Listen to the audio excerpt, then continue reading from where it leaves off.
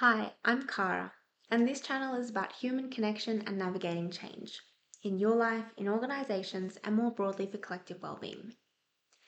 Today, I'm talking about the messy middle, the void, the liminal space in between, and how you can find greater peace through it. Whatever you call this awkward in-between space between two changes where maybe you're on the cusp of something new but has yet to fully arrive, that's what we're looking at. Because some changes have clear transitions. A straightforward house move, a straightforward job move, sometimes a new business or creative project can have relatively clear trajectories. But what about the ones that don't? What about those changes that are squiggly lines?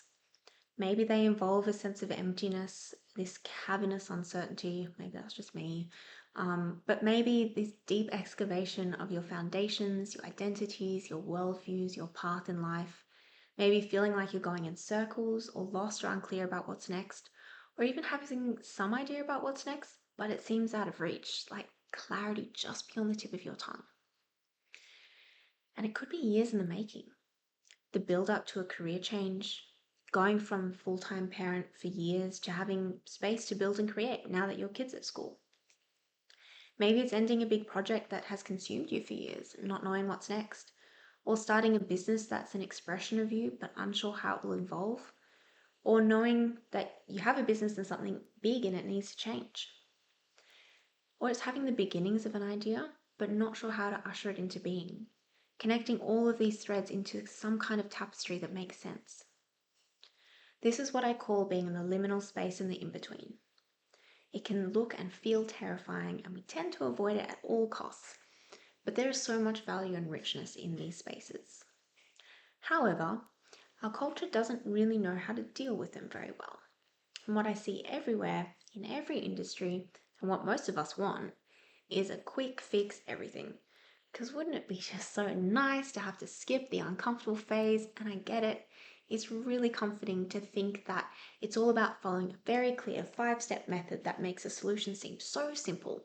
That certainty you crave lies probably at the end of the 5th step, which promises such a straightforward solution that sounds almost too good to be true, but it must be. You got to pay a few $1,000s to access that 5th step. And if you just follow this program, you'll get that pot of gold, that clear path forward. And sure, in some cases, it can provide the structure and the kick up the butt you might need, and you might learn some things. And honestly, if you can just jump straight there, then great. But a lot of the time, it's a different process, and you do have to go through it. It's a learning process, and there's a wait. And I'm not the most patient person. I don't like these spaces, and I've had a long road trying to adjust, which is also why I'm so passionate about sharing about it. One thing that's really stuck with me is something my dad once said, is that the key isn't just to survive change and uncertainty, but to thrive in it, because it really never goes away.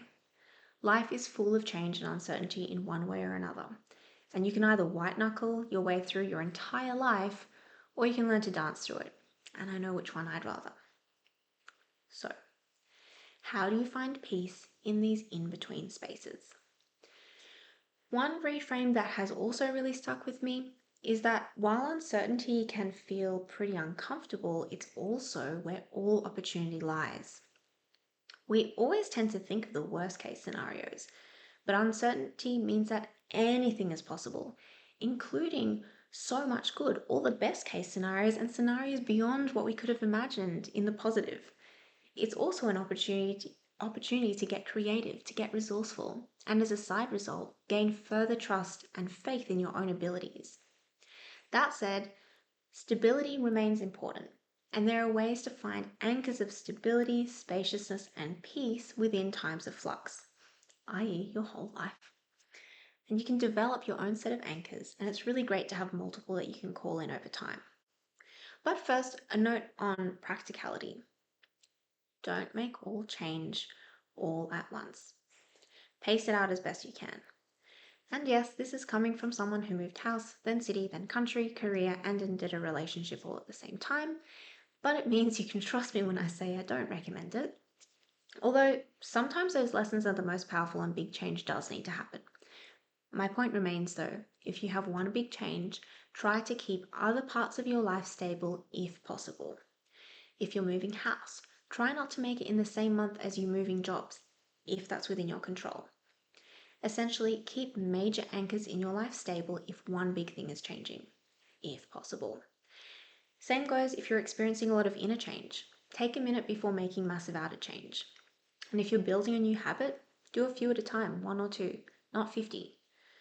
One thing at a time helps reduce overwhelm, again, where possible. Now, in this space, it's also really important to allow for the unfolding. We're conditioned to believe that we can go from A to B quite quickly and smoothly. But there's often a longer process of unfolding that we don't give credit to. It's uncomfortable, it requires patience, and you can facilitate the process and gain so much from it. Here's how. First, connecting with yourself, your inner guidance, your own feedback, and your ability to discern when you're on the right track. You can cultivate this to distinguish between what's fear and what's values aligned. 2, if relevant, you can connect with whatever's coming into being, whether it be a new idea, creation, body of work, or chapter. How does it want to emerge, and how can you facilitate it? 3, prepare mind and body. Our mind can go into overthinking mode in an attempt to manufacture certainty and reach for stability, but this often just creates overwhelm. So do practices that help the mind to settle and drop into your body. Clarity will be able to reach you from there. Then, set strong foundations to prepare for the expansion that this chapter may require of you in order to come forth. This looks like setting strong foundations in your beliefs, your mindset, nervous system, self-talk, habits, and your ability to ground. And connect with a community. You're not alone. It can feel like it and really sucks. But connecting with others who can resonate and who are experiencing this space or this transition in their own ways and who might have their own insights to share makes you remember that you're not alone, that you've got this, and that you have a community supporting you through. And there are people out here believing in you and celebrating your strength. Now, because I'm so passionate about this in-between space and the magic it can bring, I'm launching a holding space called Emergence. It's a program. You can find more out about it in the notes if you're interested.